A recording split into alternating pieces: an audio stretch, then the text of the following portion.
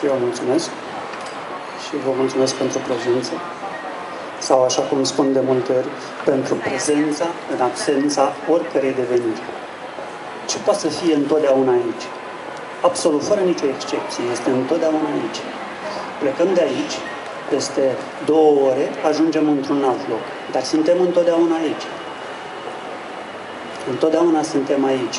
Ce anume nu ia timp mai profund, ce anume nu ia nicio învățătură, pentru că toate învățăturile răsar în el, așa cum soarele răsare din mare.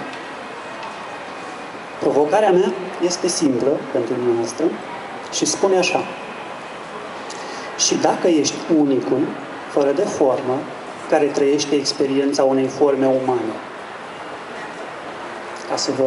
ca să adâncesc un pic încălceala minții, dar și profunzimea a ceea ce vreau să vă transmit, v-ați spus vreodată următoarea întrebare? Haideți să luăm acest spectru, da? Mergeți la somn. Chiar cu câteva secunde înainte de a intra în somn, senzația de contur corporal se năruie. Lumea formelor dispare. Mintea pare că o ia undeva în stânga și tu dispari în somn. Te trezești în visele tale, perioadă care este extrem de mică, în față de perioada de somn profund, fără vise. Unde ai dispărut tu?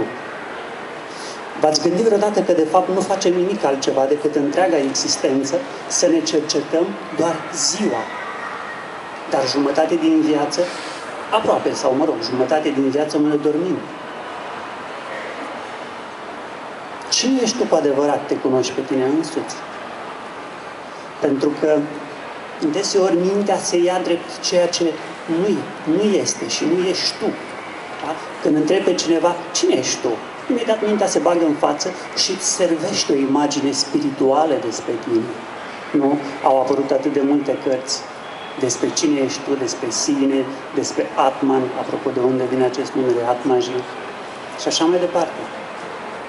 Te cunoști cu adevărat pe tine însuți și dacă te cunoști cu adevărat pe tine însuți, trebuie să știi un singur lucru, că ești mai presus decât orice învățătură. Toate învățăturile răsar în fiecare dimineață în tine, odată cu mintea, și apun în fiecare seară în tine, odată cu mintea. Unde dispar tu în noapte?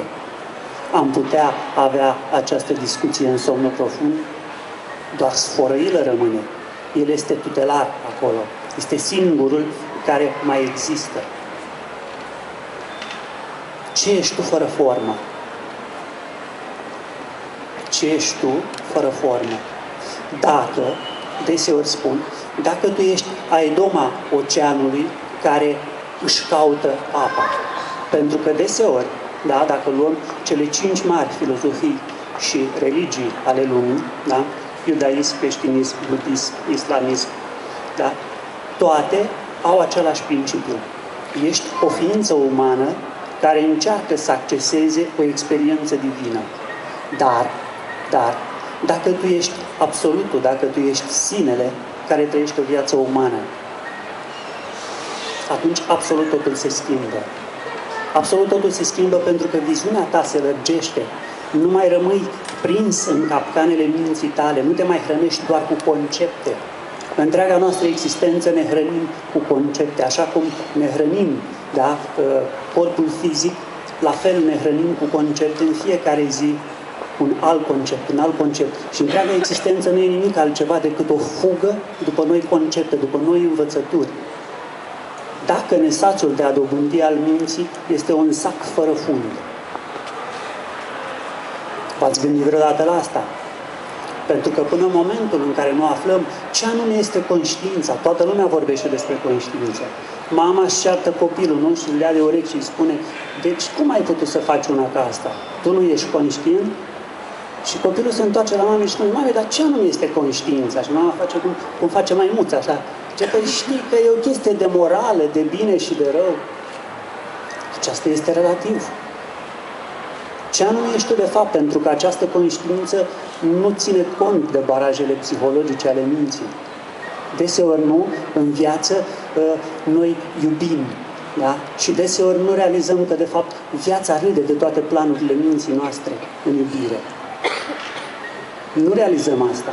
Nu realizăm că nu te întâlnești cu cel mai bun prieten și îl întrebi, ok, ce să faci mâine? Și el începe să spună, păi mă duc la serviciu, fac asta, asta și asta, ok? Când a venit și la cine a venit ultima oară, cum vreți să-i spuneți? Absolutul, Dumnezeu Tatăl, inteligența universală pe pământ și să-i promită nu ziua de mâine, ci următoarea secundă. Ce ești tu cu adevărat acum aici? Niciodată nu se schimbă. Tot timpul fugim după ceea ce se schimbă. Mintea însăși este esența schimbării. Mintea însăși este mama schimbării. Ce anume nu se schimbă în tine? Ce anume nu se schimbă în tine de mic? N-ai fost tu martorul nașterii tale? Ai luat tu vreodată în calcul cele 9 luni care le-ai petrecut în burta mamei?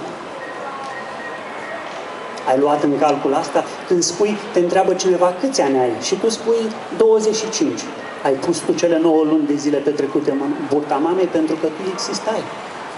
Așadar, tu ai fost martor la nașterea mamei.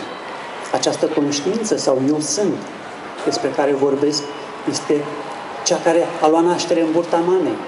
Și acum întrebarea mea este, de unde știi? De unde știi că n-ai fost martor chiar la momentul concepției tale? Cunoașterea despre care vă vorbesc este o cunoaștere non-conceptuală. Nu a cunoscut niciodată și nu va cunoaște în veci zidurile minții. Această cunoaștere non-conceptuală o aveai cu 7 zile înainte de a te naște. 7 zile înainte de momentul concepției și o vei avea la 777 de milioane de ani după ce această cunoaștere materială sau corp fizic nu va mai fi. De unde știi că te-ai născut? De unde știi că te-ai născut? Nu este aceasta o învățătură? Ba da, este o învățătură. Ai fost învățat cu asta. Deja vă văd că unii sunteți un pic spați. Ok, dar eu vă întreb următorul lucru. Dacă doar simțul tău de a fi a venit în lume și simțul tău de a fi va pleca, asta tu numești naștere și asta tu numești moarte. Ce legătură are asta cu tine? Pentru că o să te întrebi, ești tu în somn? Și o să spun, nu. Tu ești, dar nu știi că ești. Acum ești și știi că ești. Ai această cunoaștere de a fi sau acest eu sunt. Da? Această prezență despre care vorbește Eckhart Tolle. La un mare înțelept s-a dus un ziarist și i-a spus, tu spui că nu există moarte, dar pe mine numai gândul ăsta pur și simplu mă cutremură. Cum poți să spui așa ceva? Și atunci înțeleptul i-a spus, foarte bine, care este opusul morții? Viața, a spus ziaristul. Ei, vezi, tocmai de aceea când faci o asociere greșită, eroarea apare.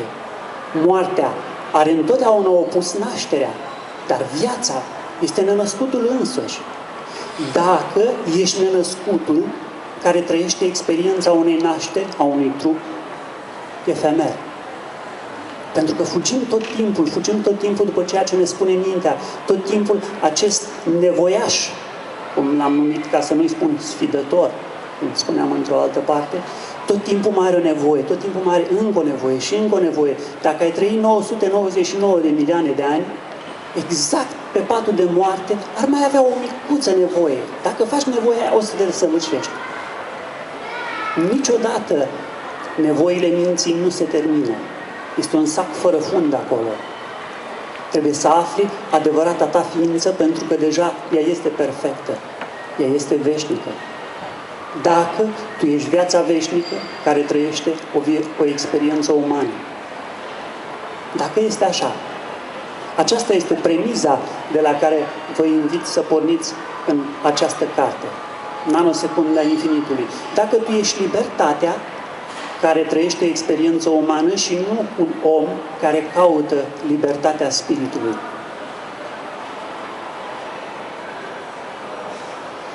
Mai avem 2 minute și am zis că dacă aveți vreo întrebare, mai bine să le lăsăm pentru aceasta. Vă rog.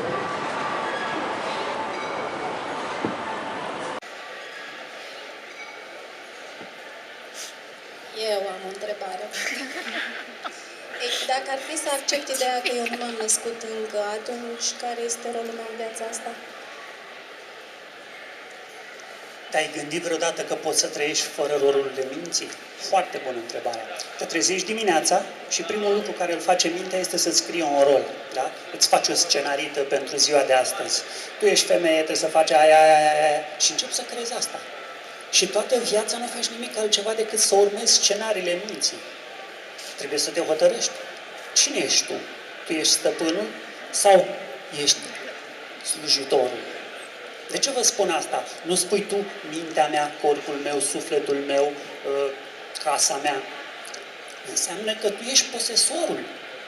Cine este acest posesor? Spiritualitatea reală nu pornește de la floricelele minții. Nu pornește de la asta. Spiritualitatea reală pornește nu de la ce se întâmplă. Vai, ce experiență extraordinară am avut eu. L-am visat pe Buddha sau pe Iisus Hristos, sunt povești.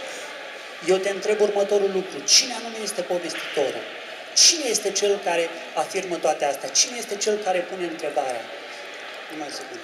Spiritualitatea reală pornește de la cui îi se întâmplă, euului, da? Toți de aici am afirmat, eu, a cercetat cineva acest eu, să vadă este valid sau este invalid. Dacă cumva este lovit de nulitate. Și se sfârșește în ce anume se întâmplă. Pentru că întreg macrocosmosul ăsta ești doar tu. Mai am o întrebare. Am fost atentă în cuprinsul cărții și am găsit multe definiții frumoase legate de spiritualitate, libertate, credință, nevoi, dar nu am găsit nimic referitor la înțelepciune. Tu cum ți-ai definit înțelepciunea? Și acum spune și pe frontonul templului din Delphi, cunoașterea de sine este prima și ultima condiție a înțelepciunii. Cunoaște-te cu adevărat pe tine însuți. Pentru că nu ești mintea.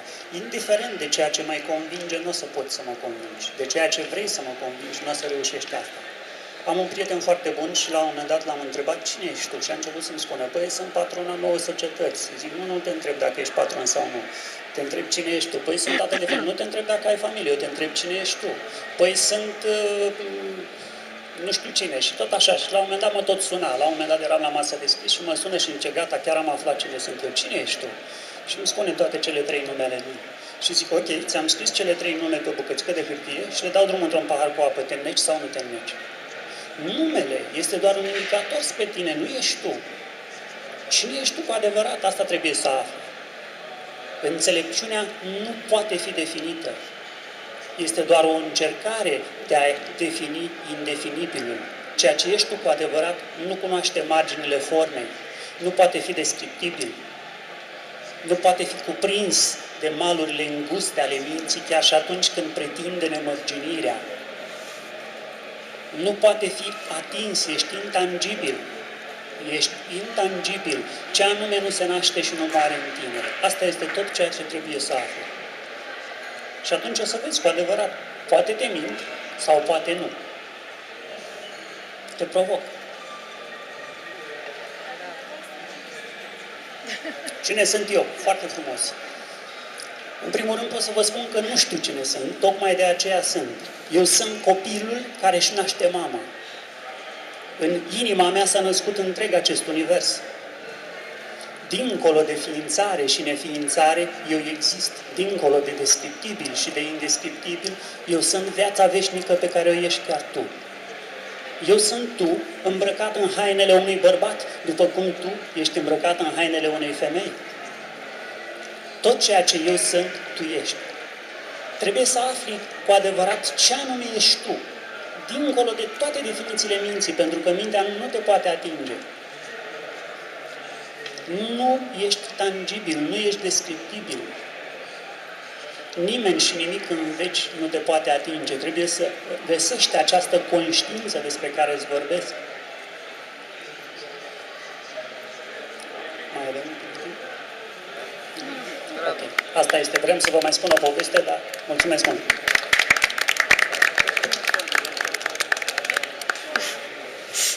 Vă mulțumesc foarte mult pentru prezență.